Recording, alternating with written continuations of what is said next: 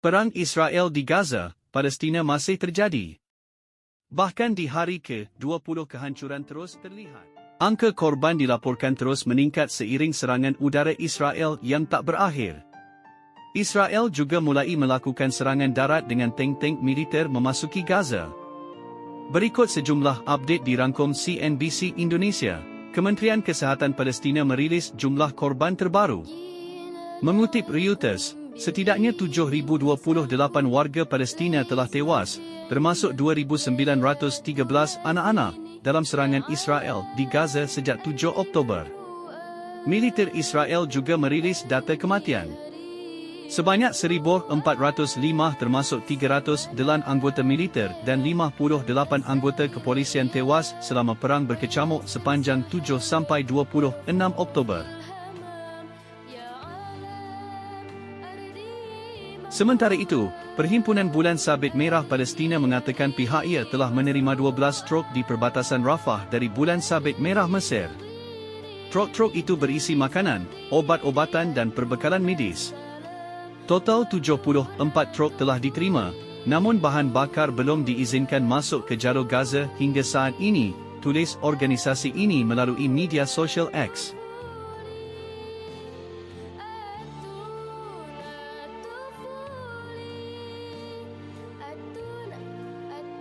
Pasukan Israel sejauh ini telah menghancurkan sekitar 200,000 unit rumah secara keseluruhan atau sebahagian sejak 7 Oktober.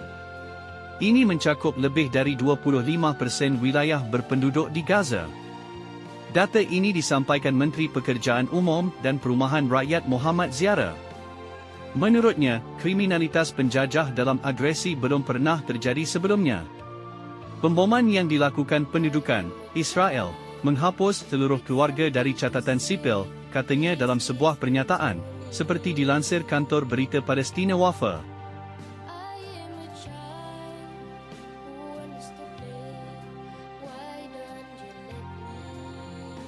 Dengan sumber daya yang terbatas, para doktor di Gaza menggunakan truk es krim untuk mengawetkan sejumlah besar jenazah. Saat membuka pintu truk es krim, Dr. Yasir Ali memperlihatkan mayat-mayat di dalamnya, terbungkus kain kafan putih, dengan nama mereka ditulis dengan spidol biru. Kami membawa truk es krim dari pabrik es krim untuk mengawetkan sejumlah besar jenazah yang diterima rumah sakit setiap hari, kata Ali, seorang doktor di Rumah Sakit Al-Shifa di kota Gaza, seperti dikutip Al Jazeera. Bahkan dengan freezer ini, jumlah jenazah melebihi kapasitas. Selain itu, 20-30 jenazah ditempatkan di tenda di luar setiap hari. Dengan banyaknya orang yang terbunuh akibat pemboman tanpa henti yang dilakukan Israel, kamar mayat di seluruh Gaza kewalahan dan petugas pemakaman kesulitan untuk mengidentifikasi dan menguburkan jenazah. Begitu banyak mayat yang bertumpuk di dalam truk-truk ini.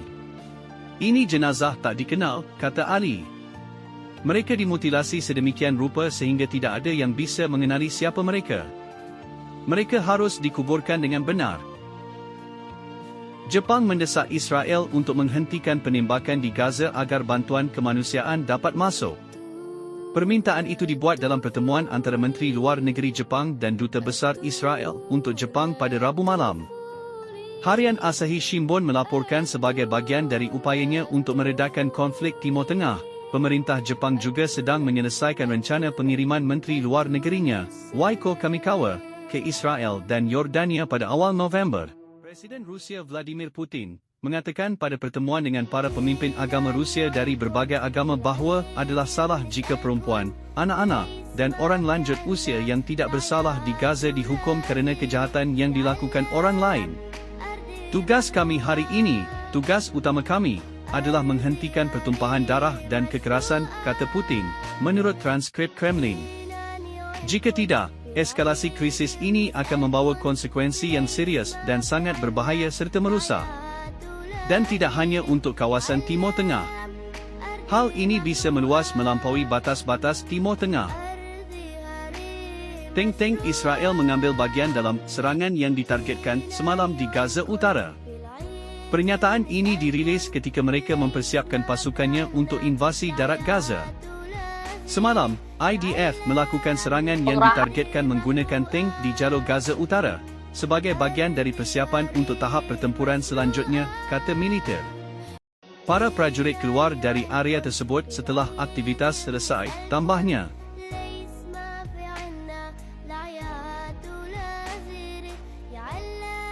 Kelompok militan Palestin Hamas menyerukan protes di seluruh dunia untuk menghentikan perang pemusnahan di Gaza, termasuk membuka penyeberangan Rafah yang menghubungkan Mesir dan jalur Gaza. Dalam sebuah pernyataan yang dilansir NBC News, Hamas meminta masyarakat Arab dan Muslim, serta rakyat bebas di dunia untuk meningkatkan gerakan massa dalam beberapa hari mendatang. Mereka meminta semua pihak berpartisipasi secara aktif dan intensif pada hari Jumaat dan Minggu untuk meneriakan buka penyeberangan Rafah dan hentikan perang pemusnahan di Gaza.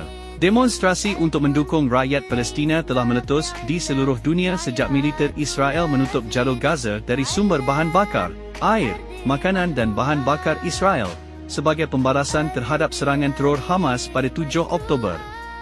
Jalur Gaza kini menerima bantuan PBB melalui penyeberangan Rafah.